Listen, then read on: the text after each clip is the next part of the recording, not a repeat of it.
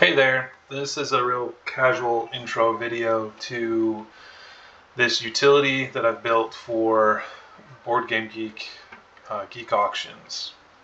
So the interface here, hopefully it's fairly intuitive. If there's at any point you need instructions or pointers, that's here on this info icon. You can click and see some instructions on how to use the tool. But the main thing here is that there's this configuration bar here, and if I enter the name of, or start typing anyway, the name of a Geeklist auction, for instance, I'm going to BGG Spring 2025, I click on that list and it'll start to load in those items and the usernames of all the people that have listed items, so you can see those in the list.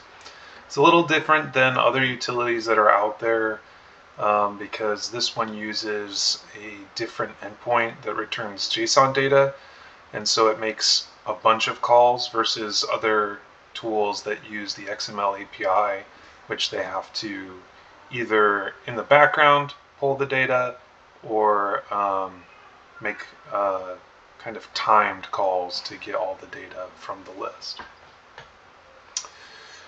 So it'll populate into the table like so, and then this table here, it's a tool called AG Grid, and it comes stock with these filter capabilities. So you can, on any of these columns, select to filter the values. So what I like to do for quick shopping on a list is I like to say, well, I'm interested in games that generally people find good. So let's say greater than, an average rater greater than 7. And my budget's pretty tight. I've already purchased a lot of games this time through, so I'm going to say price less than or equal to, and let's say $10. Then I can, in addition to filtering, I can sort by these columns. So I could say, let's start with the best rated games and go down. Now this, you got to, if you've shopped or used BGG before, you got to take some of these values with a grain of salt. For instance, hey, an average rating of 10, that's really high. Well, that just probably means there aren't very many ratings. If we clicked into this listing, we would probably see that there just aren't very many. You can also filter out or filter to just expansions. You can look at things that have been sold or not sold.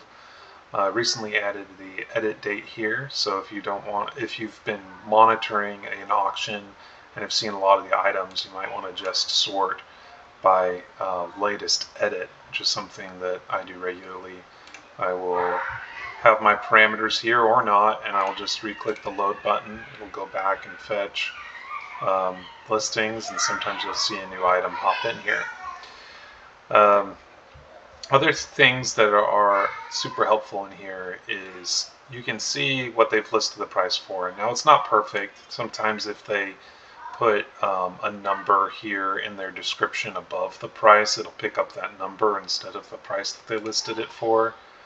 Sometimes that happens, so you'll see that saw that a lot with $2 things, for instance, like Galaxy Trucker. I doubt they're selling that for $2. If I click on the summary button here, it'll load up the actual body of the description, and you can see that here they've said, oh, we've played it 2 to 3 times, so it picked up the 2 from that and not the $20 that it's listed for. So there's some improvements I can make there, but that's why this summary button exists. If you're surprised by a price, or you want to confirm that a price is what it says it is, you can click on summary and it'll show you the listing body. You can also click on this button, which will take you to the item in context, and you can see everything about it. Another button here that's super useful is, okay, so I've confirmed that the price is what I saw here, and it appears to be a really great deal. But if I want to confirm that, there's 2 ways to do it. You could, a long way, right, is to go onto the BoardGameGeek listing, click on price history, and see what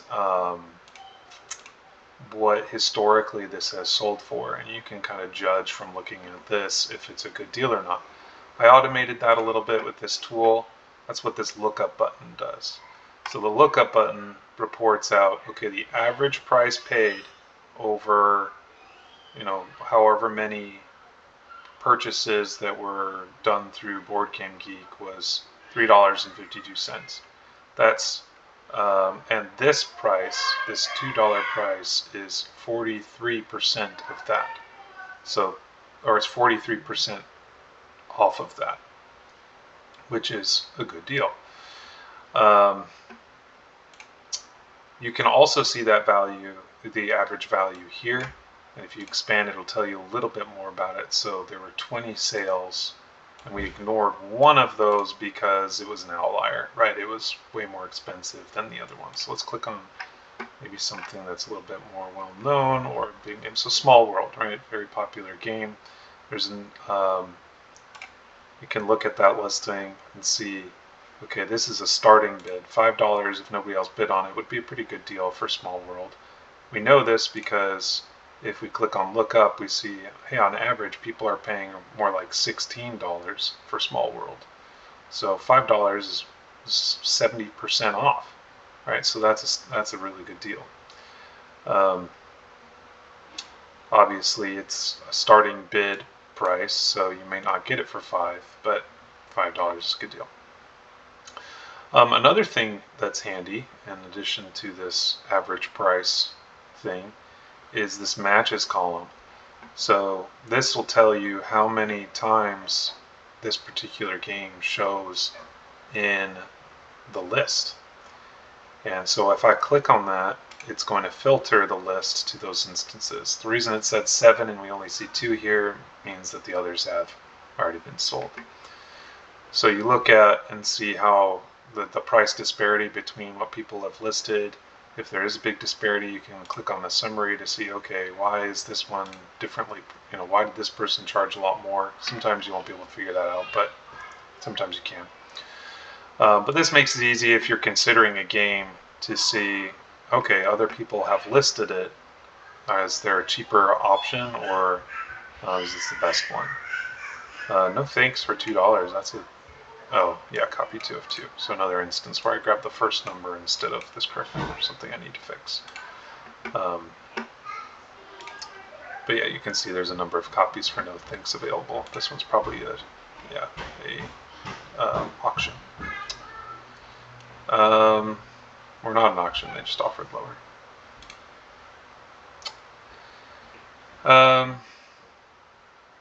What else to call out?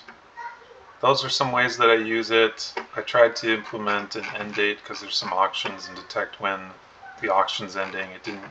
It's hard to capture all the different ways that people say when their auction ends, and I didn't super thoroughly test it. So you can use this to see some auction end dates, but it's not perfect yet. Oh yes, you can also click on the seller name. I know something that I like to do is if I'm buying one game from somebody, I like to see if there's other games that that person is selling that I might be interested in. So if you just click on the seller name, it'll filter the list by that seller automatically. And then like the other ones, if you click back on the sell again, it will remove that filter. So it's a quick way when you see something that you like and you're wondering if there's something else that they have that might be good, to see what else they have to offer. A little tip if you're doing that, or any filtering that you're doing really, if you've gone through the list quite a bit, use this select field here on the left to kind of remember where you are. I created this field for another purpose, but it's useful for this. So if I'm like far down the list, let's say, right, and I'm looking at Legends of Andor, and I'm like, oh, I want to see what else J Mangus is selling. I click on his name, it filters to his items.